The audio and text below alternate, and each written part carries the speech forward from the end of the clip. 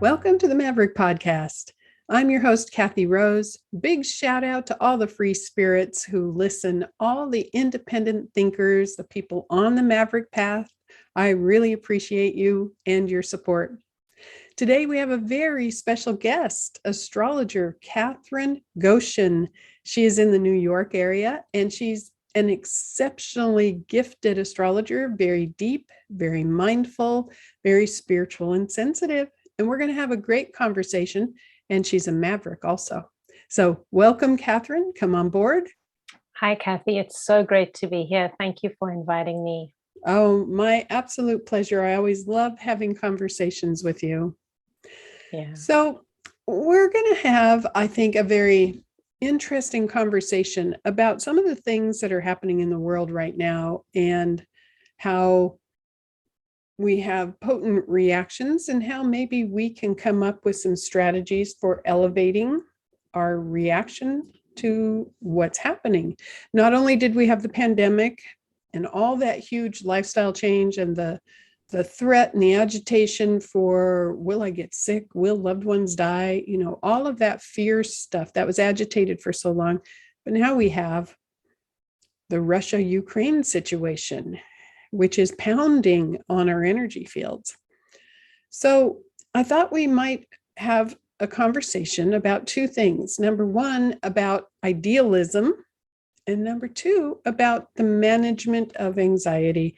And we can tie this back to astrology. Sound good?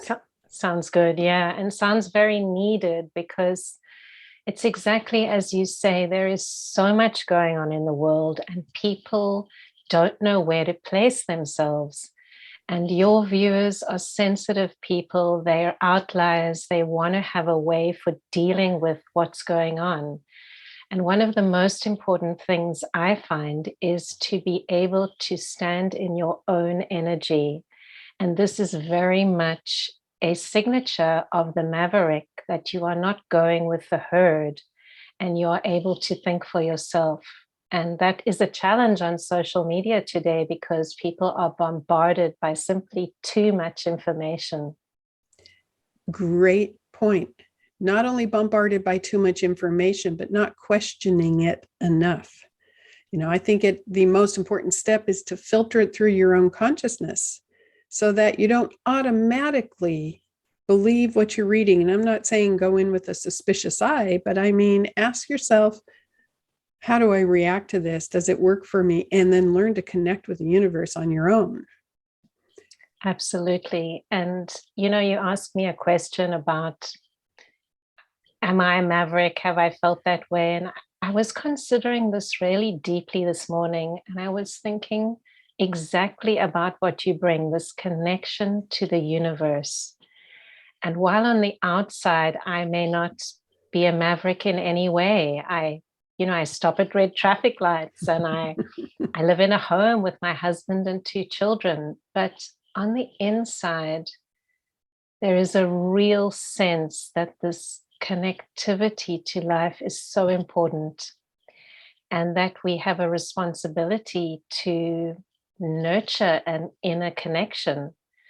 And astrology, which is something we share, you and I, a passion for it, and I'm sure many of your listeners, is just another way to connect more deeply with a life that is more than just what's going on in your day-to-day environment, because we have an energy that is there to nurture and protect us.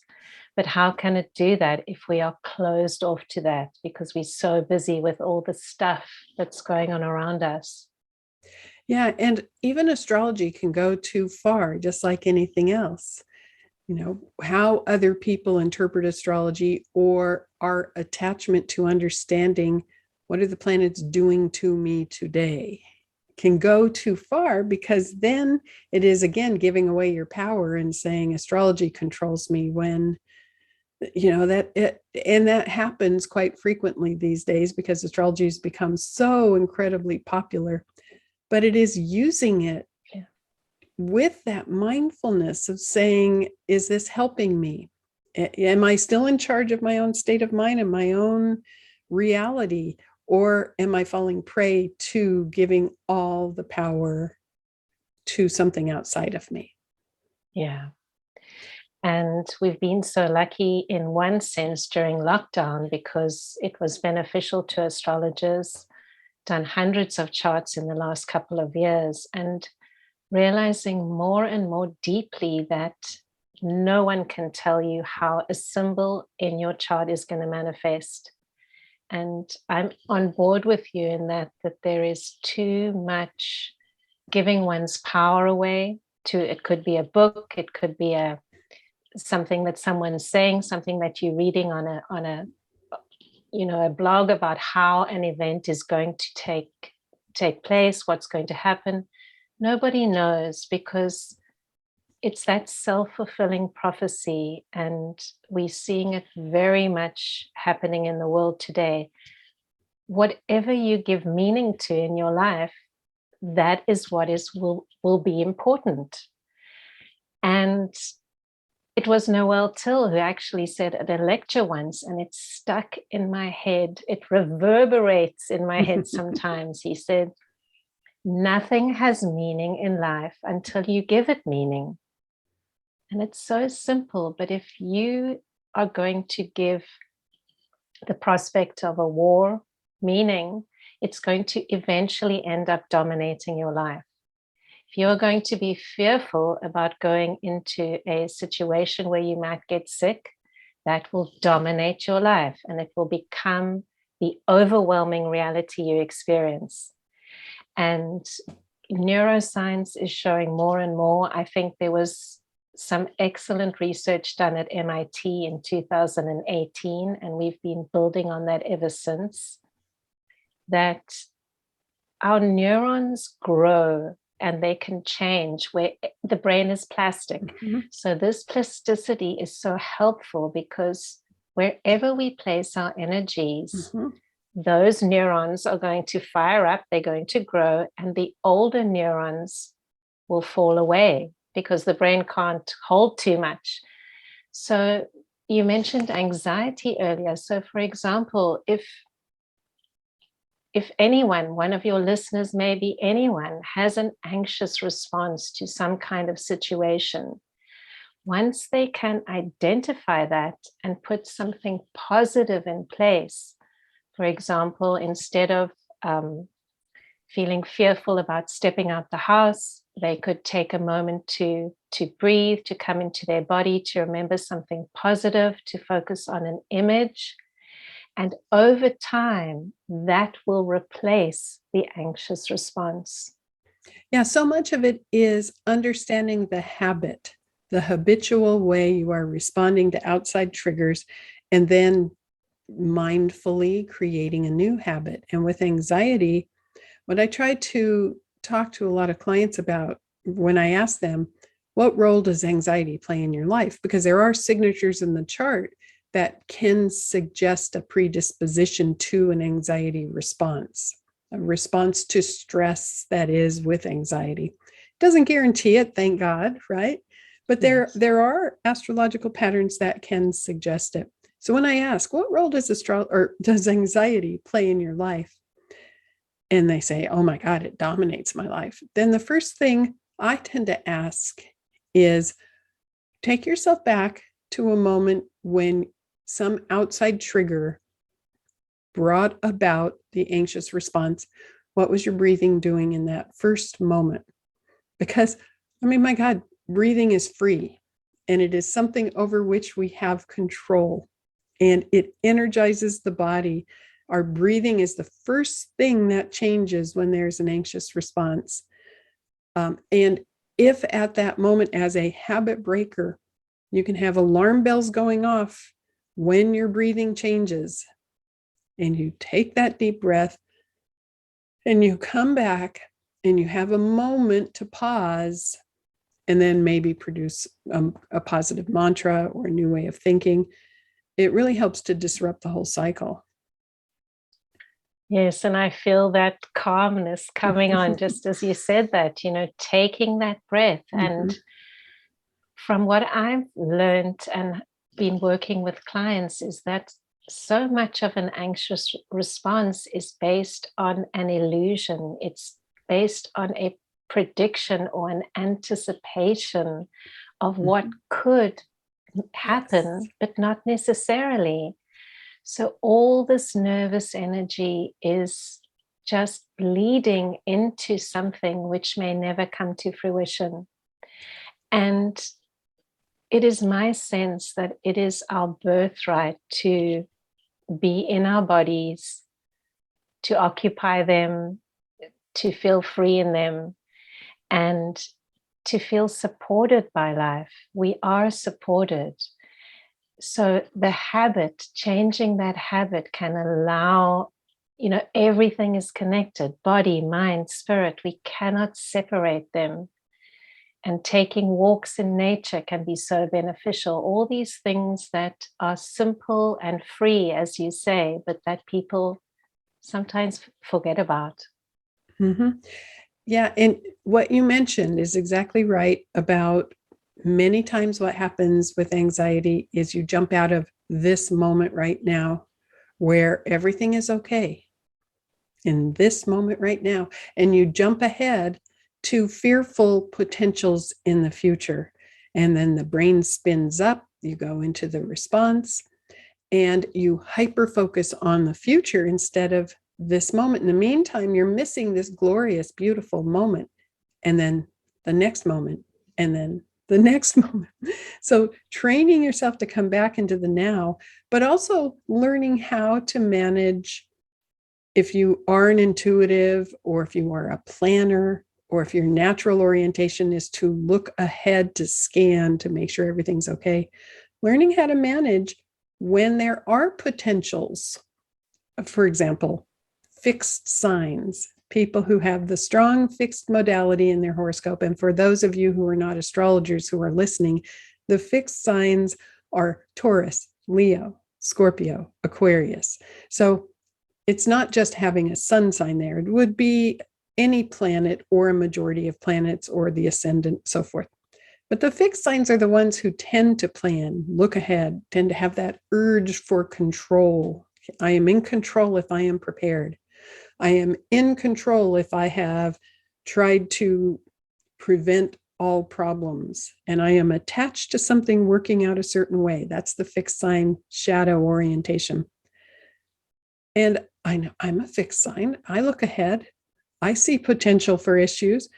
And if I got super uptight about it, it could go into anxiety. I usually don't have an anxiety response, but it is learning how to manage that and say, okay, well, if that potential is there, what I like to create is the feeling of I'm confident I can handle whatever life brings me.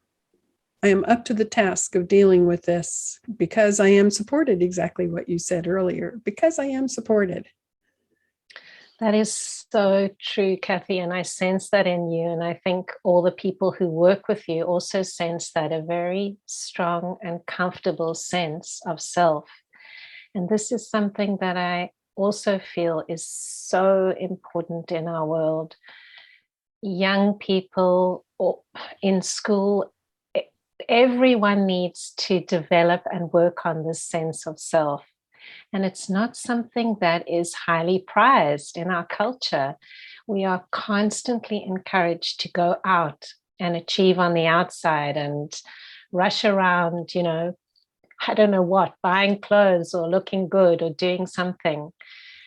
And for me, I feel so fortunate because I did not have an easy childhood, but I had two spectacular role models, my mother and my grandmother, who both were yoga teachers. And some of my strongest memories of my grandmother are of her standing on her head and sitting meditating, and learning from them that in order to have a sense of self, you have to spend some time every day either being quiet or working on that mind-body connection, being grounded, reflecting, feeling gratitude, simple practices. And for all the parents who are listening to this, the most important thing you can model for your children is that not only are their external achievements important,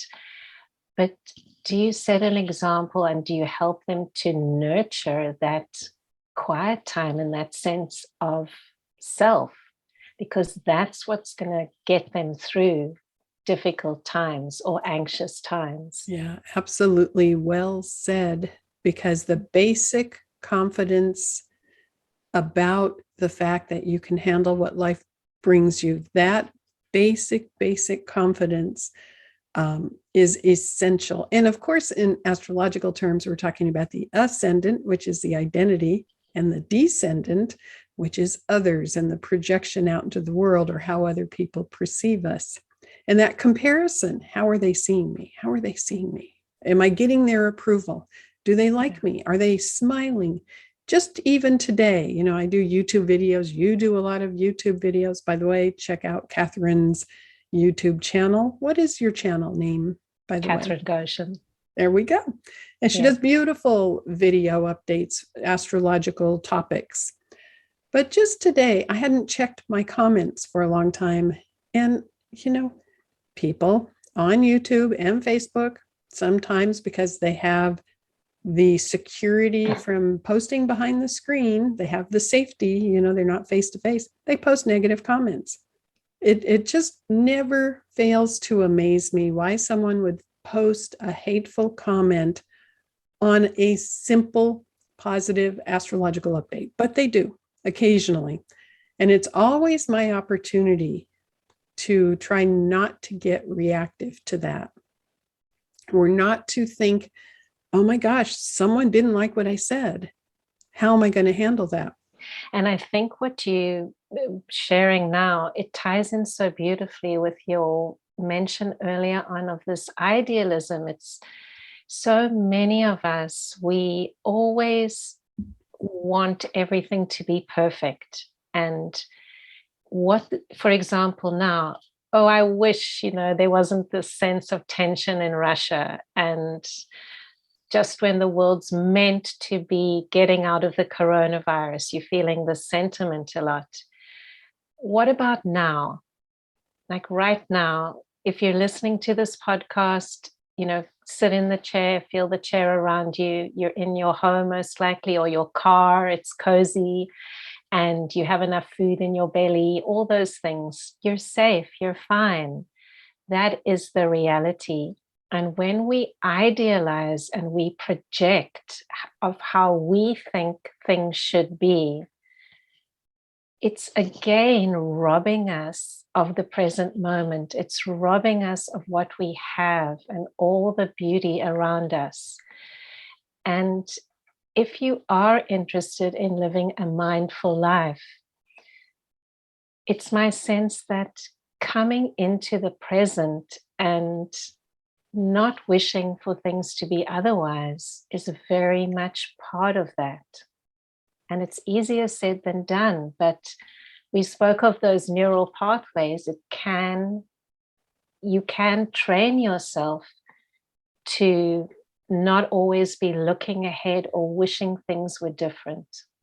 Or projecting how you want it to be or how you think it should be.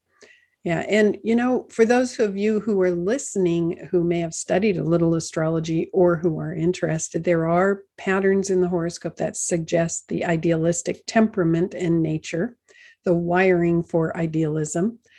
And it is something that I've wanted to lecture on in conferences for a long time, but a lot of people don't find it sexy enough, which I find interesting.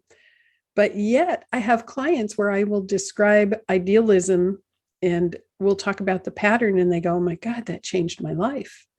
Because they had no idea how much idealism was dominating their life. And so it is that sense of not seeing how things are in this moment, but projecting how they think they should be. And you can apply that to people, you can apply that to the world. It's this beautiful sense of perfection of how it should be. And what happens for idealistic people is a disappointment cycle when other people or the world don't live up to that vision. And the interesting thing with idealism is the idealistic nature will always stay 3 or 4 steps ahead of whatever reality is manifesting at that moment. And I think what you're mentioning is so important in terms of, in astrology, we're really talking about a strong Venus often, or Venus with Mercury. And as you say, this can be very helpful because we can create beautiful art. We can envision a better world. But and you hit the nail on the head when you said it's in your ordinary life that it can be so disappointing. For example, if you idealize your partner and they go about being their ordinary self, you will constantly be disappointed in your marriage because that person can never live up to your image of them, but they never pretended to be anything but themselves. Yeah. And I think, as you say, it's so helpful when you can just put that simple opening in front of someone and they can realize that person may have never realized that they are constantly projecting, oh, I wish he or she was thinner, fatter, taller, shorter, drove a better car, whatever. You end up damaging a relationship over time. And it's not only in relationships, it can be at work, it can be in any of the sectors of our life. So yes, it's always with astrology as well. It's finding the balance, and with life.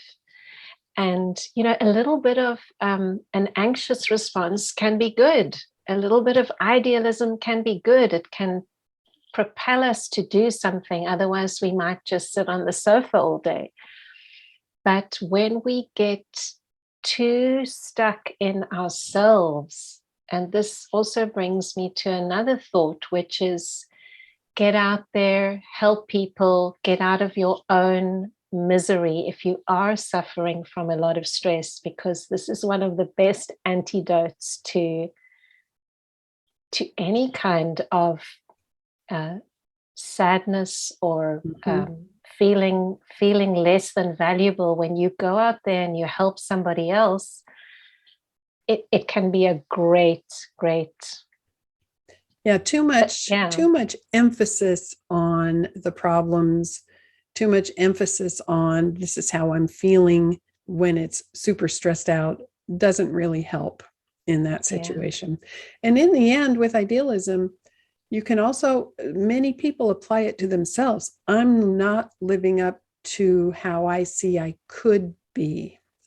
When idealism is applied personally, I see myself from the ideal level, and that performance I just gave, or that presentation I just gave, or that article I just wrote, whatever it may be, is not matching the ideal version I see in my head.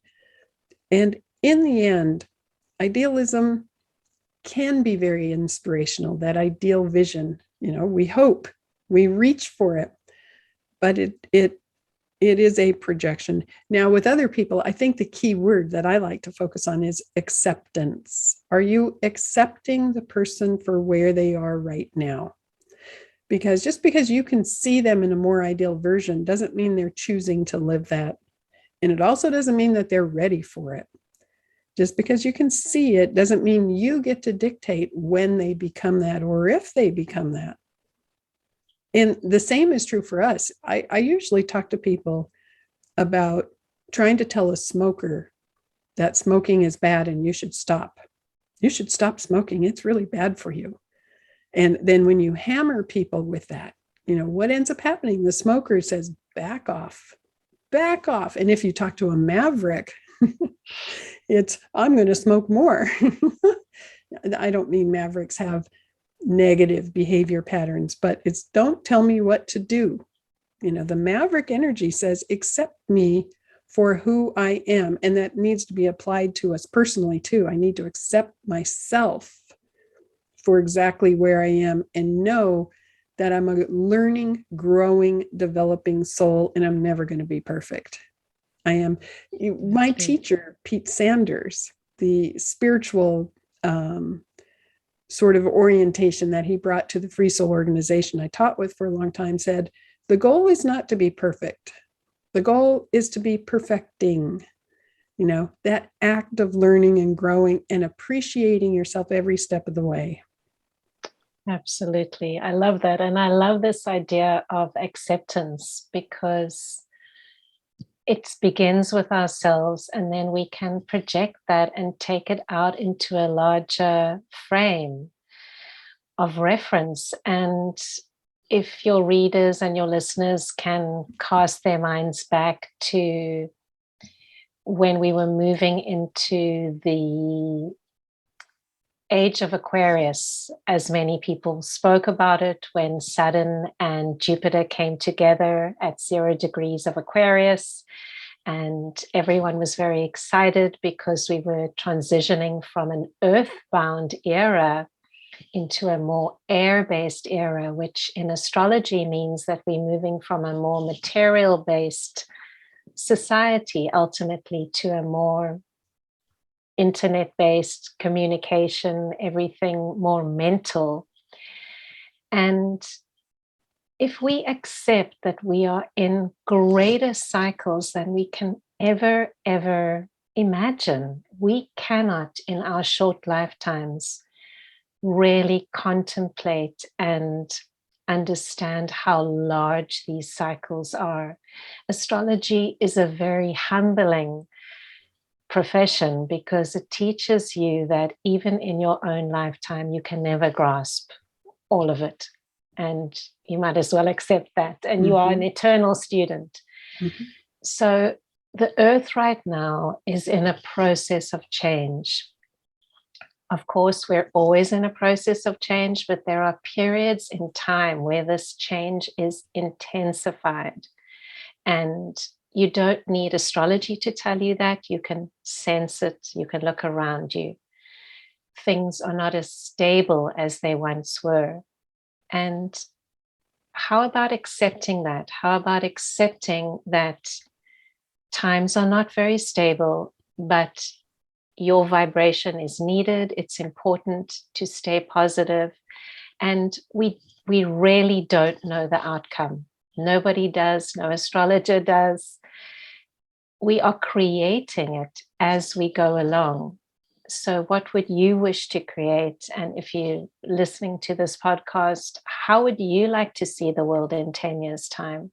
Do you actually think about that? And do you put something positive on your journal that can actually come into fruition because you've dreamed it?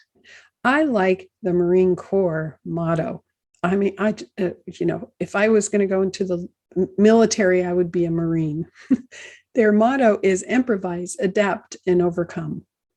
And I think that is so important to hold in your spirit right now, that you have the capacity to improvise, adapt, and overcome, that it is within your ability to do that, to problem solve, to manage life. You are up to the task.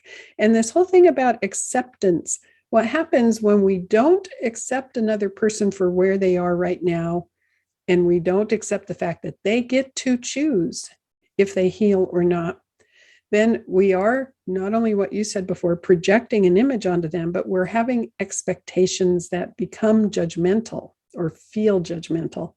If you've ever had anyone in your life, whether it was a sibling or a friend or parents or whoever, who had expectations, I expect you to be this way.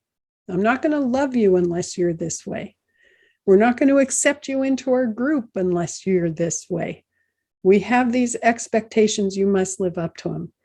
That goes against the grain of Maverickism for sure, because Mavericks say, I'm going to be original, you can take it or leave it. But idealism flows into that expectation realm and that projection, and it becomes so heavy and limiting. But somehow idealists think I'm doing the right thing because I'm holding the right image, I'm holding the right vision. And if I see that this person really isn't able to live up to the image that I'm holding for them, I'm letting them down spiritually. That's often something that gets in the way. For example, if you have someone in your life and you ask them, please pick me up and take me to the doctor's office for my colonoscopy and wait for me. Please, would you please do that for me? And your friend says, yes, of course. And then it comes time to be picked up and they're late, really late. And then you review it and you realize that friend is always late. They're always a half an hour late. And sometimes they don't even show up. The idealistic person would say, but I know inside them is goodness and they're going to try hard to be on time. But the realistic person would say, you've already shown me a pattern of behavior and I can now predict it. The idealistic person often says, I don't want to predict that because then I'm not believing that they can change. And there's a huge difference between, we know everybody can change, but first they have to show it and they have to choose it. And that's where the disappointment cycles come in so often. Yeah. And I think what you're touching on, it reminds me a lot of the Pisces energy that we have around at the moment. We have Jupiter in Pisces expanding everything. And there are so many people feeling the suffering of the world. And it's again, how to process that in a mindful way. How can you help in your own day-to-day life without letting it turn negative? It's a really big question, and I don't think that there are easy answers. But simply thinking about these things is important. I mean, this is also part of the Maverick energy for me, is taking time to think deeply in a world that doesn't value that anymore. In a world that is just, everything is so quick, everything is so bite-sized, and I have to turn off everything just in order to have a thought these days, because otherwise there's not a moment to find out, where do I stand amidst this mass? Yes. For hundreds and thousands of years, we were in small groups, I mean, as human beings, and communicating with the whole world is something very, very new, and it can also feel overwhelming for many people. And it's okay to detach from that. It's okay to put your phone off. It's okay not to respond to messages for a while. You'll probably feel better. Yeah, you're bombarded with so many billions and bits of information and psychic pollution all the time. Mm-hmm. Yeah. And then, what happens in astrology with social media is, you say bite-sized pieces, but it is the marketing emphasis, knowing how to market to get people to respond, which is usually dramatized, which is usually too small of a focus. We have this particular aspect coming up. That's going to open up a magic portal and the world is going to be changed. We're all going to ascend. We're all going to change frequencies. One tiny measurement does not do that. And, people focus on that and it gives them hope and they get all excited. And then the date comes for that magic measurement. Nothing changes. And then instead of going, wait a minute, I need to change within, they go to the next measurement that is now being hyped 2 or 3 months ahead, that they can focus all of their attention on.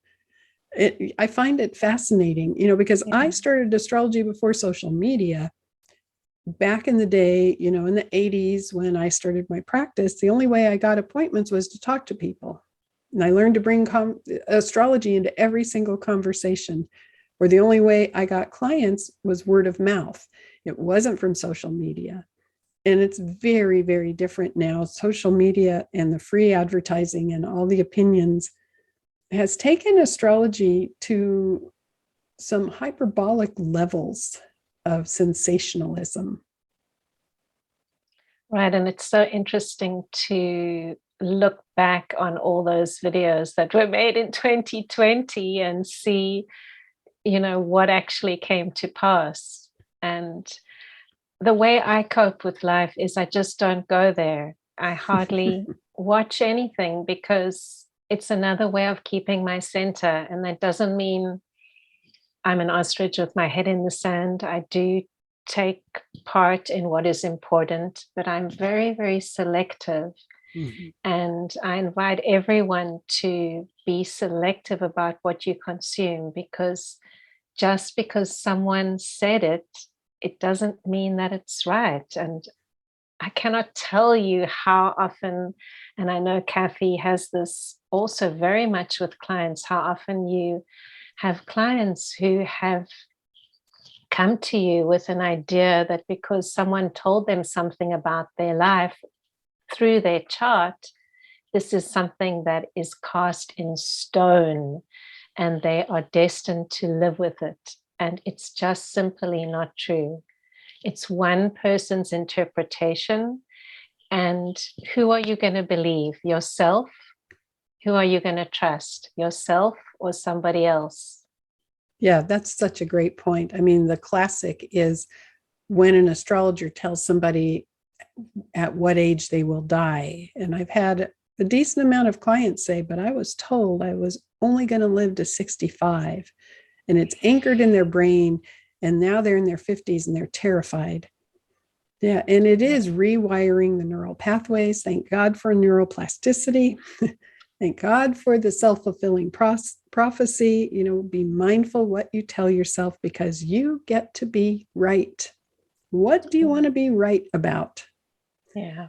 And if you tell yourself, this person gave me this prediction, and you tell yourself that over and over and over, you bring it into your reality. But you're exactly right. I mean, and it has to do with inner authority, which is the role Saturn plays in the horoscope. Inner authority generation, that you question before you absorb it.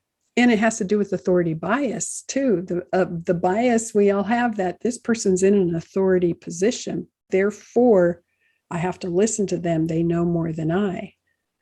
And it's questioning all of that. Oh, that is a topic which I'm almost afraid to open because I feel so strongly about it, and we could talk for a long time on it. But definitely the sense, especially in this modern world, and we haven't seen anything yet. When Uranus moves into Gemini in the next few years, I think we're really going to feel what we have created and how we literally cannot live without the internet anymore. But what I do want to respond to in that, Kathy, is that yes, just because someone is an expert, it doesn't mean they have wisdom. And wisdom is something that you can only come to by your own life experience. Taking in what's happened to you, processing it, and finding your own center through some kind of daily practice. If you give your authority over to someone else, it can be someone telling you what's safe for you, what's not safe for you. It can be someone telling you when you will or will not marry, when you will or will not have children, etc. You've mentioned other examples. So if you do that, there is the sense that life will not have your own imprint on it. And for many of us, we are in a process now with what's going on in the world. We're also changing. We need to become more responsible and that is not a heavy word. It's sudden in a form which we need. We need to become our own authority. Who do you trust? Do you trust yourself, or are you going to give your power over to someone who may have a credential on a piece of paper, but they actually don't know your personal circumstances? So I'm very in alignment with that part of this, why things are happening. People always ask why is everything happening now?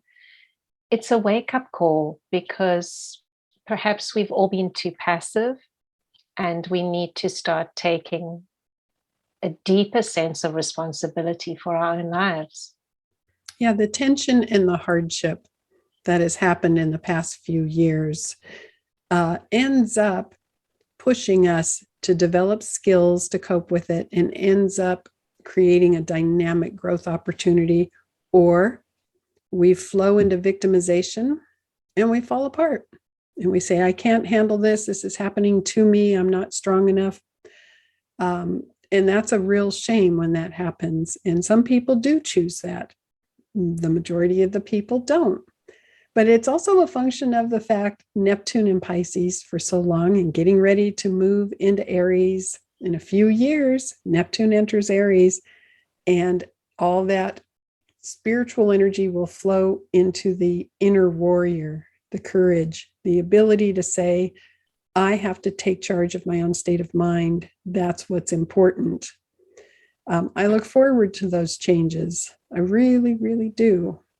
Yeah, me It's going to be too. a big shift.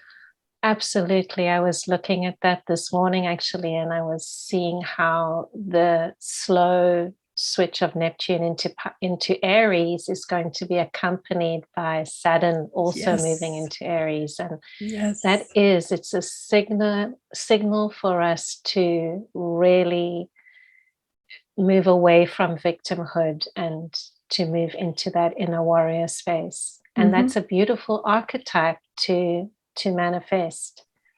I know you work a lot with mantras and with visualizations. These are so important as well. I was reflecting on speaking with you this morning, and I was remembering in my 20s, I went through a challenging phase, and I went to see one of my mom's friends, a dear woman who lives in Cape Town. And she gave me the most beautiful picture of a mountain with a waterfall, the sun shining. And she wrote on big letters over this picture, "Love never fails," with a huge exclamation mark. And I remember I put this picture in a prominent place where I was staying, and it had a profound impact over the next year. Just seeing that beautiful image every day, love never fails. To mindfully energize the reality you want. You are giving energy to thoughts. Thoughts become your reality. So what are you energizing? What do you want to be right about? Love never fails is a great mantra. Love for self, love for others, love from the divine to you. Love is a frequency in your aura, but it begins and ends with love for yourself. You know, unconditionally loving and supporting yourself no matter what. And, you know, a lot of people say, well, that's selfish. I spoke to somebody recently, a client who was raised in a very, very strict religious upbringing. And she was programmed, you never focus on self. Love for self is selfish. I need to focus on others. And it was fascinating because she beat herself up constantly and had this block about ever patting herself on the back or reviewing her day and saying, I did a good job, or wow, I'm really growing. And it was a shame. So love never fails, applied to self, applied to others, applied to the world, received from the divine. Thank you for that. That's beautiful. It's beautiful. And these simple sort of mantras, you know, and when people go into the anxiety response, sometimes if they just remember to breathe and bring themselves back to the moment, and then find a specific mantra that they can apply, and maybe even pat themselves on the heart while they say it, or put their hand over their solar plexus, because then you're doing NLP, neuro-linguistic programming, and you're anchoring it in with a touch or a gesture or some movement. But it helps as a cycle breaker. It helps as a habit breaker to redirect your mind. All these things are under our control. And the Maverick mentality says, I'm on board, let me do it. You know, let me pioneer my own technique. Yeah, and there's no excuse these days, because there is a very helpful side to media, which is that you can go on YouTube and find all this information there and limit it but make use of it. Once you educate yourself and you see that there are other ways, just to get back to astrology, Mercury is your mindset. So you have a certain Mercury that thinks in a certain way, conditioned by your early life experiences. That does not mean that it always has to be that and only that. Mercury is the most flexible planet. It's a gender neutral planet. It takes on energies of the planets that it's close to. So what does that say? That's again that neuroplasticity. It's saying we can change.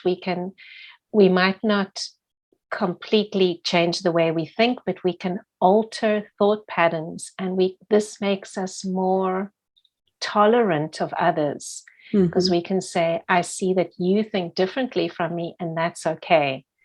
And I'm open to hearing your opinion. I'm opening to see what you write, what you have to say. And I'm not I'm not clinging to my mindset, like it's because you didn't create your mindset. Your mindset is the result of your environment and your genetics. So Catherine Goshen in New York, absolutely powerful astrologer. What is your website? GoshenAstrology.com. There we go. I invite you to watch her videos, check her out on Facebook. She's a magnificent astrologer. She teaches, and you're offering courses now, right? Yes, I'm starting my next course in September, and I have 1 or 2 slots for Wonderful. Serious students. There you go. I thank you so much for coming on and sharing your wisdom. I'd love to have you back again. Your lovingness in your Maverick energy is spectacular and so needed and so appreciated. Thank you so much. Kathy, thank you. And love and light to all of you who are listening, and to you, thank you for inviting me. We'll say till next time, right?